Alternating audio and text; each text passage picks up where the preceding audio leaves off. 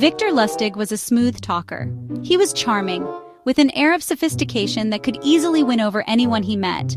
His ability to weave intricate stories and present himself as a trustworthy individual was unparalleled. He was also a con man, one of the most notorious in history. His life was a series of elaborate deceptions and audacious scams that left many in awe of his cunning. Born in 1890, Lustig was a master of deception from a young age. Growing up in Austria-Hungary, he quickly learned the art of persuasion and manipulation. He traveled across Europe and the United States, pulling off elaborate scams that often involved high-profile targets. His ability to adapt to different cultures and situations made him a formidable con artist. Lustig was known for his quick wit and charisma. He could engage anyone in conversation, making them feel at ease and more susceptible to his schemes. He spoke multiple languages fluently, which made him even more convincing to his victims. Whether in French, German, or English, Lustig could charm his way into the trust of almost anyone. Lustig's most famous scam involved the Eiffel Tower. In a bold move, he managed to sell the iconic structure not once but twice to unsuspecting scrap metal dealers. Victor Lustig was a criminal mastermind, always staying one step ahead of the law. His intelligence and audacity were key to his success. He would often prey on people's greed, exploiting their desire for quick wealth. This made his victims easy targets for his well-crafted cons. His scams were well-planned and elaborate, making him a very successful con artist. Lustig's legacy as one of history's greatest con men remains a fascinating tale of wit, charm, and deception. The Eiffel Tower is one of the most iconic landmarks in the world. It was built in 1889 for the Paris World's Fair. At the time, the tower was a technological marvel. It was also met with some controversy. Some Parisians thought it was an eyesore. Despite the initial controversy, the Eiffel Tower quickly became a symbol of Paris. It attracted millions of visitors from around the world. The tower was expensive to maintain. This detail would be key to Lustig's plan. In 1925, Victor Lustig hatched a daring plan. He would sell the Eiffel Tower.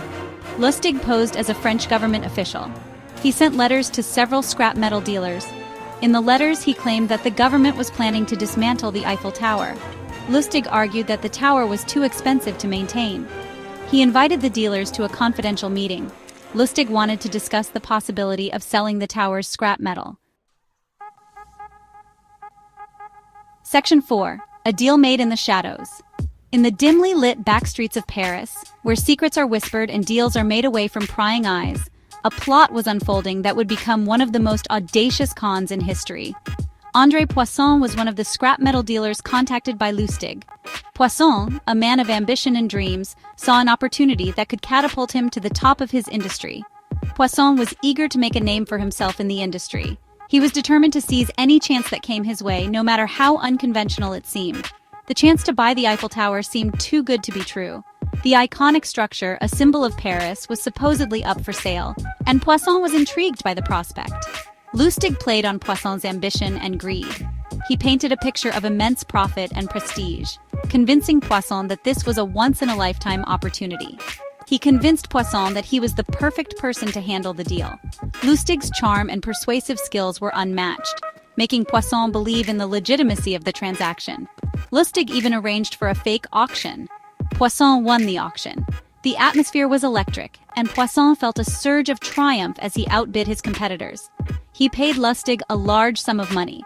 The deal was sealed, and Poisson believed he had secured a monumental asset. Little did he know he was about to become part of one of the greatest scams ever pulled off.